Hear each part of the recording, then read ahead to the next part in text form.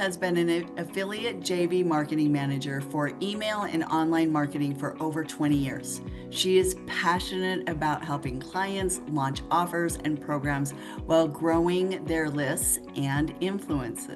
Welcome, Debe. Thank you for having me. Thank you for being here. So excited about this topic. It is so important.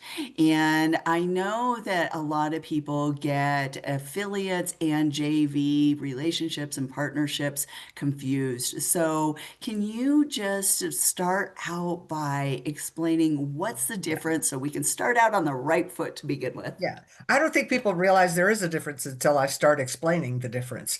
So it's actually pretty simple. Affiliates are one way. They mail for you, you pay them a commission. That's it. Done. JVs are two-way street.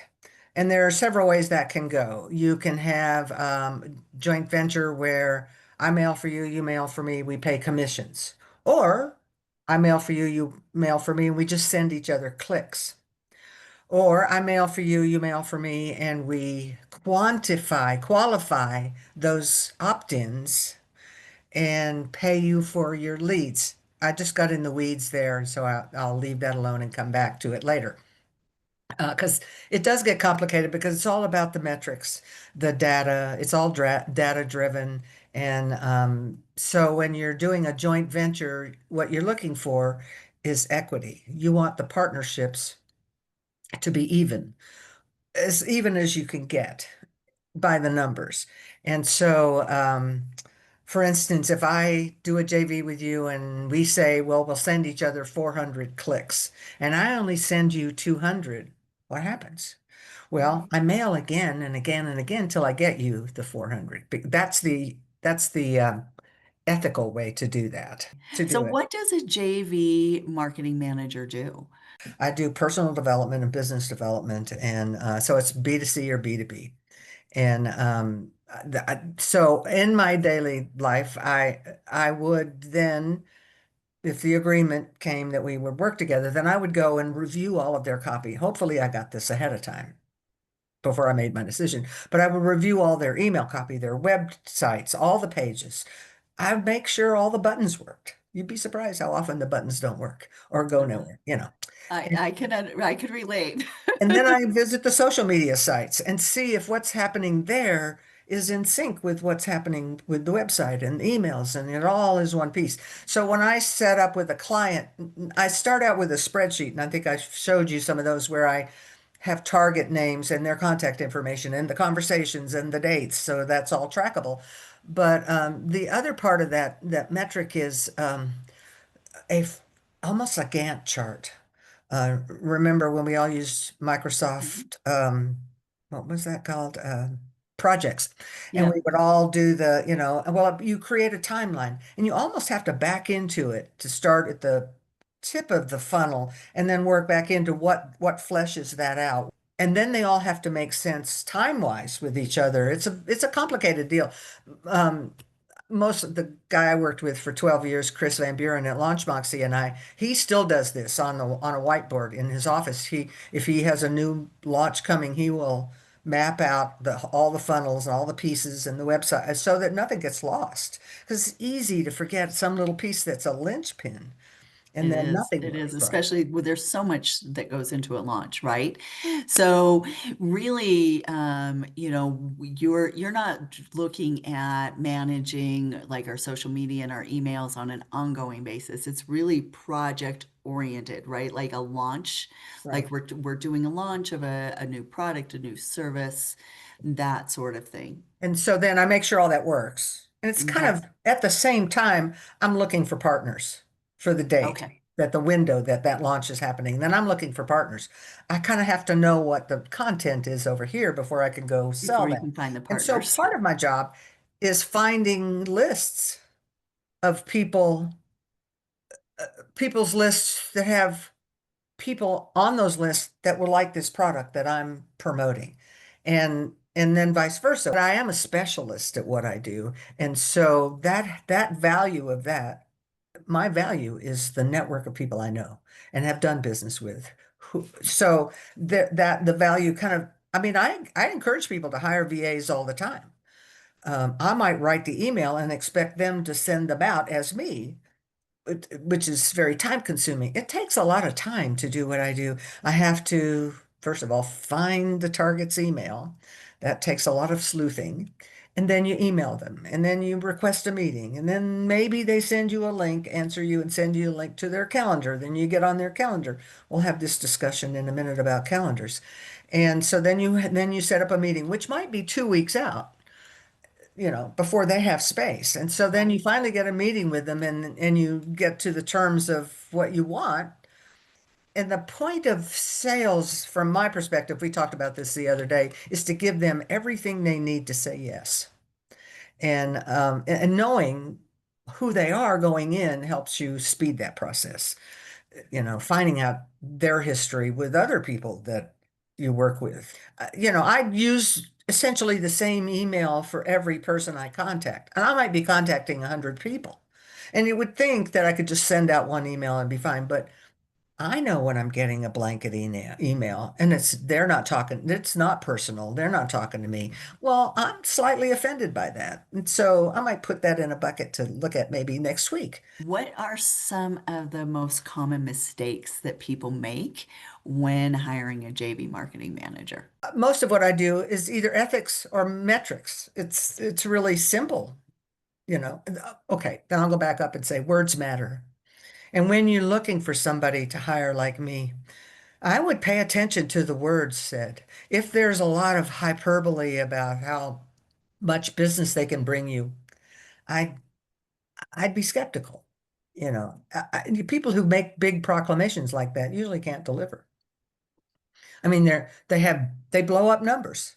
And we have this joke in the industry amongst us JV managers, talking about people's list size. People lie. They will never tell you their list size because they might tell you they have a 5,000 people list, but they have 44,000 people on their list. Those are non-buyers. They have 5,000 people who are buyers. And who are they going to promote to? Those 44,000, not the five, because they don't want to lose their buyers. Well, as I was talking about this earlier, you cheat yourself when you don't educate your list, first of all, and including the 44,000, that you're going to send them offers that you like. And you should prime them to receive those offers. They should not be shocked when you send them somebody else's offer. So those are the kinds of things that take a lot of time to think through. And that's why you hire me right there, is you don't have time to think through all the stuff I already know. What is important in writing emails and web page content and newsletters? Well, I will tell you that from the music business, I will say I can't tell you what a hit is beforehand. We can all tell you what it was after. I knew that was going to be a hit. Well, it's the same way with email content. You can write it, and if it doesn't do anything for you, if you don't feel anything, then it's probably not very good. And if it's really well written, then if people read it in a flow that gets to the conclusion to hit the buy button. Click this link and go to my page and sign up for this free opt-in, whatever it is. But you can lead people to that conclusion with not a whole lot of words. The first thing I do when I get somebody's email funnel is just take out all the extra words. You don't need all this. So what are you trying to say here? So most of the time, what I'll do is I'll take the three front end emails and the introduction or the welcome email, and the next one that's sort of a little more about you. And then, if you're trying to sell a $5,000 coaching program to somebody who has no idea who you are, your three funnels better be pretty introductory. They better explain who you are and what you're doing and what your content is about. And if you don't do that, people are not going to But click the button. we don't have a lot more time left, but I do want to cover a few more things. So let's talk about CRMs and lists. What is important, especially as an entrepreneur who's launching and growing their lists and doing all of this? What is really important for them to know as far as CRM? CRM stands for Customer Relations Management. And it's a software to house your list and then to enable you to mail out, set up pre-written, pre-timed emails to go out in a certain funnel timeline. And I think I would advise anybody who wants to.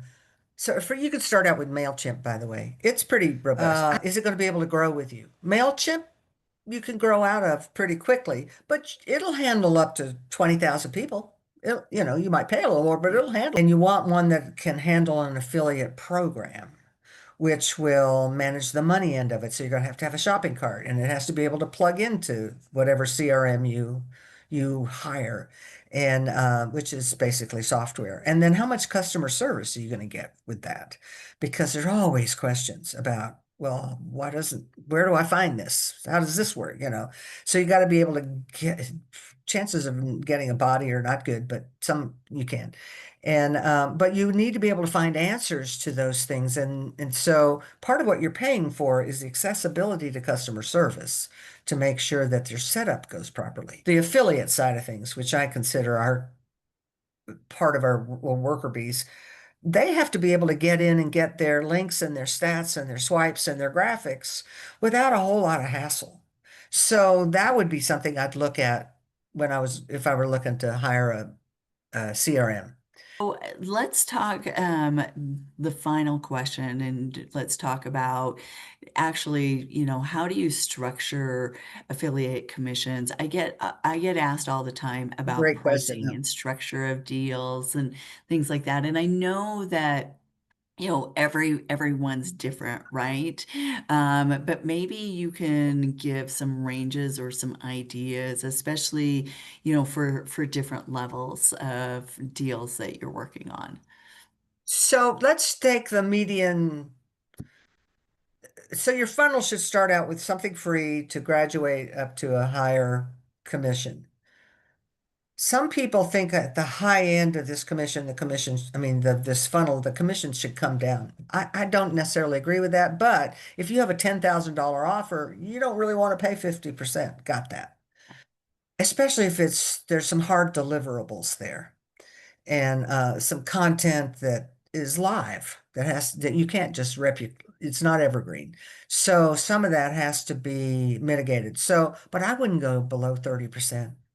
I Okay. think it's insulting to people, affiliates. If you want them to play with you, pay them. They're using their list to promote you. So that, It's a lot more complicated than people think, which is why they get frustrated and go away because they get in the middle of it and they go, I don't know, this is too hard. I can't do this by myself. And but you should learn. That's my advice to people. Before you hire somebody like me, this is big freight to carry. So you should learn what this stuff means so people can't take advantage of you. right. So and Absolutely. make sure that they know your list is proprietary.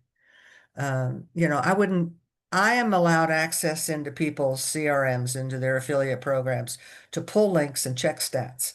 And that's really all I want.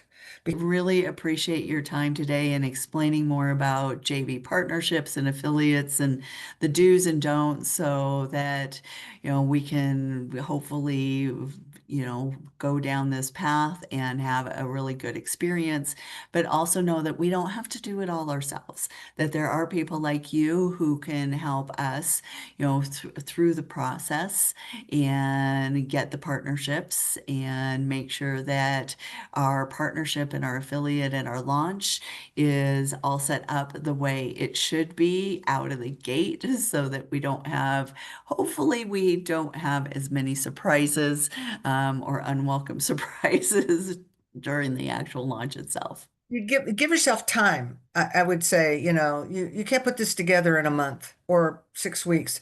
I ask people to give me 3 months lead time before I bring affiliates because it takes so much time to set everything up. So give yourself time because you don't want that time crunch hitting you. I mean, it's going to happen. It's going to happen. It But will happen, but we control as much as we can, yeah, right? yeah, yeah. And then to scale up, it takes some energy. It takes some effort to do. It's very exciting to watch a company, grow that way. It's really exciting. Well, DB, it's been a pleasure. Thank you so much. I really appreciate it. Thank you for the opportunity. I've really enjoyed it. It's so nice getting to know you better too. It's wonderful.